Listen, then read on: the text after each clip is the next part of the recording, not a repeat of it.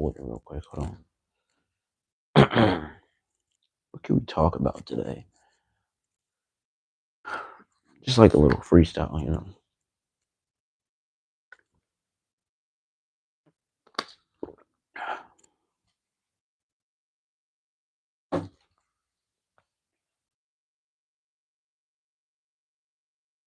All right. Um. All right. Yo, what is going on, y'all? It is your boy AT from AT's Barstool. Today we are back here on day 7 of AT's Barstool SummerCast. If you guys are new to this channel, please like, comment, and subscribe. I'll really appreciate it. And you guys must be wondering, where is Milton at? Where is O'Malley at? He is not going to be on today's video because he couldn't get a ride to here. So we are going to be starting, or we're going to be doing this without him, but I will possibly reschedule. And that is another thing I also want to talk about. I might extend. I'm not going to say I am, but I am potentially going to extend the 10-day summer class, the AT's Barstool 10-day summer cast, and possibly get 2 more days in there so I can have him in there. Because every other day after because after today, this is probably like the last time I'm gonna do it by myself as of right now. Because now, like going Wednesday, Thursday, and Friday, the last 3 days of this summer cast, I'm gonna have people on it. It's gonna be crazy too. So yeah. So look out for that. I mean, not Thursday, not Friday. Tuesday, Wednesday, and Thursday. My fault. Today's Monday, but hopefully y'all having a good Monday though. Other than that though, yeah. So I'm gonna probably have to reschedule with him. So I might end up putting another day on it or whatever or two. But with that being said, let's get into it. I do want to talk about dang, I don't know what to talk about. You know, this is supposed to be just like a little freestyle, whatever. Talk about whatever. Y'all can ask me questions too in the chat. It don't matter. Hopefully, if the chat's open or whatever for y'all. But yeah, yeah, yeah. So y'all can ask me anything. But since there ain't really no one on right now, I would say what was I gonna say? Yeah, there ain't really nothing to talk about.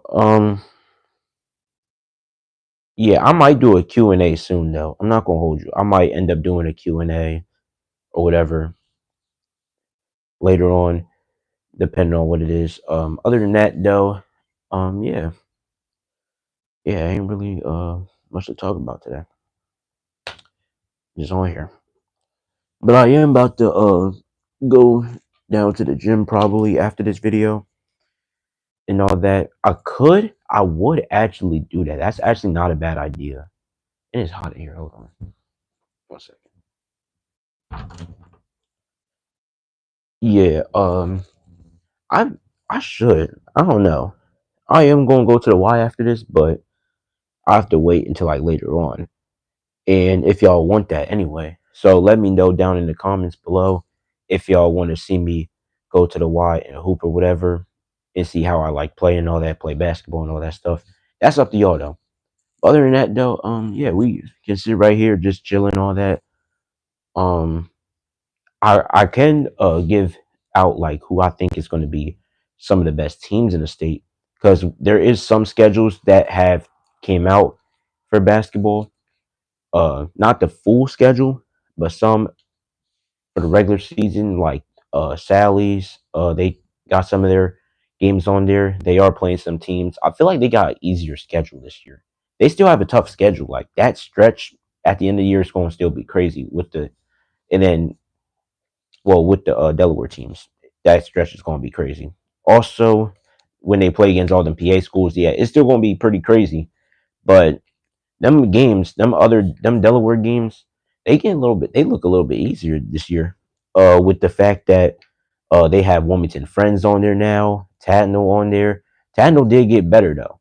That's the thing. The thing with Tatnall, they did get better supposedly. They got what's the guy name? Like Mitch something. I forgot his name. I need to search him up again. but he's a freshman who's really good. Apparently, about 6'6". Coming to Tatnall. So Tatnall, they looking better, but we got to see how the rest of that team plays. They do have Nolan Parsons, who is one of the best eighth grade, or he was one of the best eighth grade point guards last year, but now he's a freshman and he's supposed to be one of the top 15 best freshmen in the state of Delaware going into this season. So Nolan and having Mitch, it's going to be a pretty good, that's going to look like a pretty good team. It just depends on how everybody else play. Also, another thing is too, they also play against Wilmington Friends. Wilmington Friends, they got Connor Brennan and also Bryce Jackson, two pretty good players. Got to play against them and watch them play myself. They're two pretty good players. Bryce Jackson, he's a short point guard, can make plays. He can also knock down threes. But the real question is, how is his defense going to be when it comes down to playing against these big guards, these 6 footers? Because mind you, he's like about like my height, maybe a little bit shorter. It's crazy. Yeah, and also depending on how Connor plays too, because Connor's about what? He's about a good probably 6'3", 6'4", maybe. Can shoot the ball pretty well. His mid range is solid. So we gotta see how those two guys play when they play against Sally's. And Sally's, they still have a good team. They have guys like Latrell Wright. Um, they got Kai. They got Kevin Coleman, and so on. They just got a lot of pretty good players on that team. So we'll see how that match up. And they also do play against Conrad now too, which Conrad was a top 5 team last year. Team led by Vinny Starr, Marcel Ramirez, Jordan Kennedy, and so on. We're gonna see how that plays out. I feel like that's gonna be a pretty entertaining game, probably a revenge game for Latrell Wright. We'll see when the basketball season starts. And yeah, you know what I'm saying? So yeah, not football, basketball season. Yeah, it's gonna be pretty entertaining. We're gonna see how people look. Some guys look with new jerseys on. Even though we lost multiple people due to transferring down to PA. Like I said before, we lost like boys and girls. Gigi Banks, one of the best players to come from Delaware in a while. She's going down to St. James, and then you also got people such as Caden Brown went to Archbishop Ryan, and you got Deshaun Holden going to Bonner with Tyreek Warner from St. Mark's, or used to go to St. Mark's, now down at Bonner too, and they're making a pretty good Delaware, a pretty good team over there. The real question with Bonner is, will they have a big? That's the real question for Bonner too, because they did lose their big apparently, from what I heard. And other than that, their team is full of guards. So we'll see how they do in the PCL down in Philly. If you guys want me to cover that too, don't forget to comment and let me down below. I mean, type it down below. If you guys want me to cover PA schools too, in Maryland schools and other schools in the state, in different states, let me know and tell me what teams you want me to cover, and I will do it. But other than that, though, yeah, Bonner, they look like they're gonna be a good team down there. It just depends on how they do and how they go and play as a team. They do have Corey Francis, and they took a bunch of other Delaware natives too, or former. Well, yeah, some guys from Delaware. So we'll see how they do down in PA. But other than that, we're here to talk about Delaware, the schedule, and all that. Sally's, they just look good overall. Well, not good, but I haven't seen them play yet so far this summer. But we do know they have the same team, and now they have a year under their belt, and the same guys that's going to be playing, including some new guys such as Zion Rothwell, who's now going to be committed to play at Sally's, and Bree Sosa, who's another freshman who's coming in to play at Sally's. We're going to see how that Sally's team do, and that's the real question. How is Salesianum Sal's going to do? And I know I'm talking about them a lot, but that is probably going to be the main story, because due to the fact that they went 8-12 the previous season, that's why it's a pretty big story. They was 8-12, beat St. Mark's in the second round, lost in the quarterfinals to Dover. They never really get put out that much. It's rare for a team like Salesianum get put out this early, or early in the round. Not early in the round, but early, like 2 games into the playoffs. That is nothing we really see from Sally's. We usually see Sally's the last 3-4 years go straight to the state semifinals, lose, state championship, lose. They did it 3 years straight. before that this season. But that's the real question. And yeah, and then there's other teams too, such as like Conrad. How are they going to do with their loaded senior class this year? They got about a good 6, 7 seniors. So yeah, we gonna see how Conrad do too with Vinny Starr, Marcel Ramirez, and they also have a harder schedule. That's another thing. Will they prevail or will they not? That is going to be the real question. And another thing, another big question, which goes for another high school team, is how is Howard going to do? Are they going to defend Flight B? Flight B has gotten a lot weaker, or it looks a lot weaker as of right now. As from what I've heard, I've seen Glasgow lose really bad to Kingsway High School, even though Kingsway, they are a really good school down in Jersey, but I heard they lost pretty bad, losing 41-13 supposedly. And yeah. And then other than that, Dickinson, they lost to Odyssey Charter 26-28, which that's the team I'm on. We end up losing, but it's cool. We got to see how Howard's going to do. And is Howard obviously going to defend it? It depends. Because they did lose some key players. Not some, but they did lose one in Caden Brown. And how is Nick and Bryson going to do without their third option? That's the real question of the day. And yeah, I think the biggest questions, and well, the not biggest questions, but the main topics this up and coming basketball season is how is Sally's going to do after losing the quarterfinals last season and going 8-12? How is Conrad going to do with the loaded senior class? Because this year for Conrad, it's now or nothing. Same thing, I would say the same thing with Howard, but Howard's still going to have some pieces though. But Conrad is now or never. Howard, it's kind of in the middle because they are losing half of their guys too, just like Conrad is.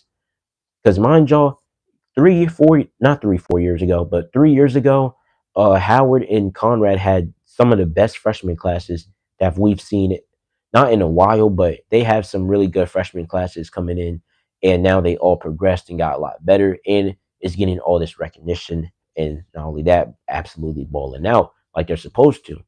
Real question is, it's now or never for Howard, and now or never for Conrad going into this season. And then for Middletown, how is Middletown going to do? That's another team that is going to be a big question. They were a 22 seed. They surprised everyone being MLT Charter.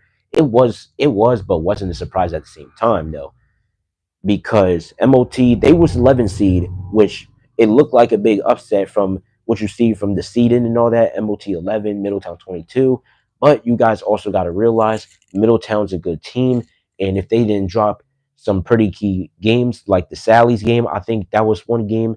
If they didn't drop that game, I definitely think they would be higher in the what's it called in the standings. And yeah, because they're not a bad team. They're a pretty good team. And they're really young too. That's another thing. They had a bunch of sophomores.